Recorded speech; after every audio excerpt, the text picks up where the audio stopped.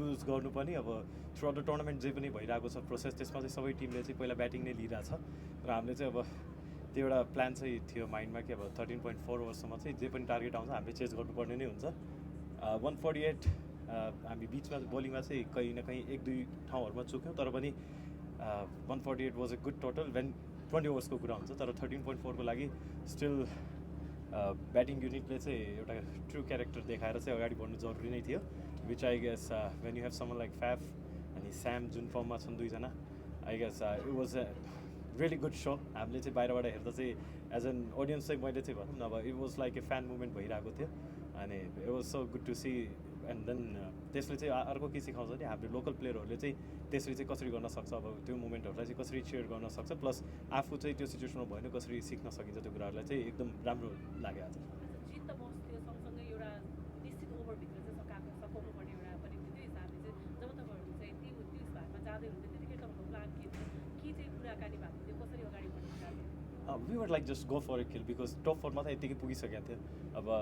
nothing to lose अब lose गर्नको लागि केही पनि नभएको खण्डमा चाहिँ तपाईँले चाहिँ अब पोजिटिभ मेन्टालिटीको साथमा जानुपर्ने हुन्छ डोमिनेट गर्नु पऱ्यो त्यो मोमेन्टलाई बट कन्फिडेन्ट भएर चाहिँ ओभर कन्फिडेन्ट भन्दा पनि कन्फिडेन्ट भएर अब आफ्नो एरियाहरूमा पनि हुनु पऱ्यो अब जे पाइदै खेलेर पनि हुँदैन होइन आई गेस त्यसको लागि चाहिँ अब दुईजना जुन ओपनिङ पार्टनरसिप थियो हाम्रो लागि एकदम क्रुसियल थियो 6 ओभर्समा तपाईँले त्यो स्टार्ट पाउनु over 90 something so that sums of the whole त्यो समराइज गर्छ त्यो सबै कुराहरूले चाहिँ आजको गेमलाई हाम्रो एक्सलेट र चाहिँ फास्टको त्यो इनिङ्समा चाहिँ सुन्दरबसुका फ्यानहरू पनि खुसी भइरहेको थियो होइन तपाईँहरू चाहिँ खुसी हुनुभयो त्यो चाहिँ कतिको इम्पोर्टेन्ट रह्यो र आगामी दिनमा फेरि यहाँहरूले क्वालिफाई 1मा पनि फेरि चाहिँ सुरुलाई नै खेल्दै हुन्छ त्यो हिसाबले आजको विन कति इम्पोर्टेन्ट फर्स्ट अफ अल त यस no doubt Dipendra is one of the best cricketers नेपालको होइन एन्ड उसको लागि जति माया गर्छ सबैजनाले होइन सुदूरपश्चिमवासीहरू इनफ्याक्ट पुरै नेपालले जति माया दिन्छ होइन साथसाथै आज फ्याफ र स्यामहरू होइन दुईजनाको जुन पार्टनरसिप भइरहेको थियो धेरैजनाको लागि दिपेन्द्र सँगसँगै फ्याफको फ्यान मुभमेन्ट पनि भइरहेको थियो सो आई गेस त्यो एउटा मुभमेन्टलाई चाहिँ सबैजनाले इन्जोय गरिरहेको थियो र अफकोर्स अब क्रिकेट भने कि एउटा ब्युटिफुल गेम हो जुन चाहिँ अपोनेन्टले राम्रो खेलिरहेको छ भने तपाईँले उहाँहरूलाई तारिफ पनि गर्नुपर्ने हुन्छ सो आई गेस सुदूरपश्चिमको आज जुन पनि फ्यानहरू आउनु भएको थियो उहाँहरू सबैप्रति एकदम हृदयदेखि नै माया छ खेलाडी ब्याटिङमा मात्र होइन बलिङमा तपाईँले जसरी स्टार्ट दिनु विकेट त्यो पनि इम्पोर्टेन्ट रह्यो होइन र तपाईँ चाहिँ क्याप्टेन भएर फाफ स्यामहरू चाहिँ तपाईँको क्याप्टेन्सीमा खेलिरहनु भएको छ हाउ डज इट फिल तपाईँको लागि म त अब त्यो मुभमेन्टहरूलाई चाहिँ एकदम चेयर गर्छु because to have someone like Faf और स्याम मन्सी और Guptill I mean Merchant I guess it's a pleasure for any team to have all this guys अनि उहाँहरूसँग चाहिँ खेल्दा पाउँदा अब म चाहिँ आफूलाई चाहिँ कहिले पनि एज ए क्याप्टन नै म अगाडि सोच्दिनँ होइन आमा फर्स्ट अफ अल अब म एज ए क्याप्टन भए पनि नभए पनि मेरो पहिलो प्राथमिकता भनेको मैले गएर त्यहाँ बोलिङ गर्नुपर्ने हुन्छ होइन मैले बोलिङ त गर्नुपर्ने नै भयो साथै टिमको हितको लागि चाहिँ के गर्न सकिन्छ त्यो सबै कुराहरू गर्नुपर्ने भयो साथै अब उहाँहरू जस्तो प्लेयरहरू साथमा भइदिएपछि अरू कुराहरू चाहिँ सजिलो हुन्छ मैले एक पाटो हेर्न पायो उहाँहरूले चाहिँ अर्को पाटोहरूबाट बोलरहरूलाई पनि सजेसन दिन पायो अनि मभन्दा पनि धेरै नलेज छ क्रिकेटको उहाँहरूलाई सो मैले कहिलेकाहीँ केही कुराहरू मिस गरिराख्दा चाहिँ उहाँहरू चाहिँ त्यहाँ हुनुहुन्छ सो इट सोज कि एज ए टिम हामी चाहिँ कलेक्टिभ एफर्टहरू चाहिँ लगाइरहेको छ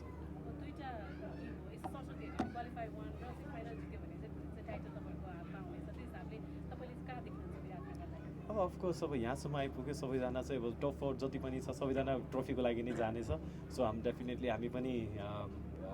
त्यही go for the kill one more time अनि त्यसपछि चाहिँ अब ट्रफी जितेर नै अब भनौँ न लास्ट इयर जुन हाम्रो एउटा टुर्नामेन्ट भएको थिएन राम्रो यो टुर्नामेन्टलाई चाहिँ राम्रो रूपमा फिनिस गरौँ भन्ने छ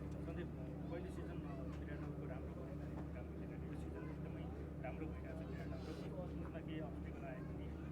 तपाईँको व्यक्तिगत अहिलेसम्म स्टिल तपाईँ टप क्रिकेटर आफ्नो प्रोफाइल लिएर कसरी म ठिक छ एकदम खुसी छु अब त्यसमा अब टप विकेट टेकर भए पनि नभए पनि at the end of the day मेरो टिम जितिरहेछ कि नै भन्ने चाहिँ मलाई एकदम ठुलो चिन्ताको विषय त्यही नै हुन्छ जहिले पनि चाहे त्यो एनपिएल होस् चाहे नेपालको टिमको होस् होइन जे भए पनि आफ्नो टिमको लागि चाहिँ राम्रो गर्नु पऱ्यो अब अफकोर्स मैले विकेट लिँदा चाहिँ टिमको हितमा राम्रो हुन्छ त्यसले चाहिँ अर्को टिमको मोरललाई डाउन गर्न सक्छ र अर्को टिमको भनौँ न एउटा मोमेन्टमलाई चाहिँ अर्कोतिर सिफ्ट गरिदिन्छ लो साइडमा सिफ्ट गरिदिन्छ सो रमाइरहेको छु अब रमाइलो भइरहेछ अब यो मोमेन्टमलाई चाहिँ अगाडि अब लड अफ म्याचेस अझै बाँकी छ यो छ त्यसपछि वर्ल्ड कप छ धेरै कुराहरू बाँकी छ आउन अहिले so lot of cricket to come अनि त्यसमा पनि यो मोमेन्टमहरू गइराख्यो भने पर्सनली र टिमको लागि पनि राम्रो हुन्छ